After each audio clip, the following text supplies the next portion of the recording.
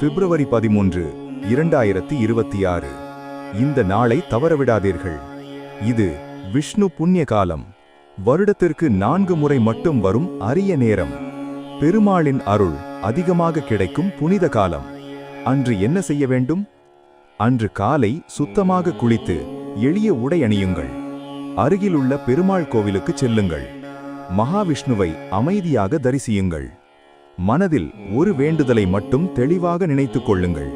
பல விஷயங்கள் வேண்டாம், ஒரே ஒரு வேண்டுதல்.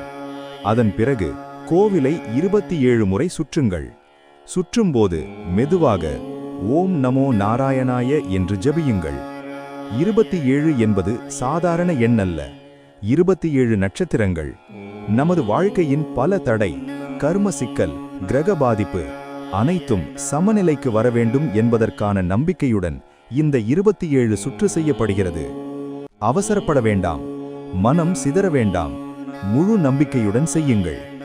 கடன் பிரச்சனை இருந்தாலும், வேலை தடை இருந்தாலும், திருமண தடை இருந்தாலும், உங்கள் வாழ்க்கையில் எந்த சிக்கல் இருந்தாலும், இந்த விஷ்ணு புண்ணிய காலத்தில் செய்த இந்த ஒரு செயல் உங்கள் பாதையை மாற்றக்கூடியது. இந்த நாள் வருடத்திற்கு 4 முறை மட்டுமே வருகிறது. அதனால் இதை சாதாரண நாளாக எடுத்துக்கொள்ளாதீர்கள்.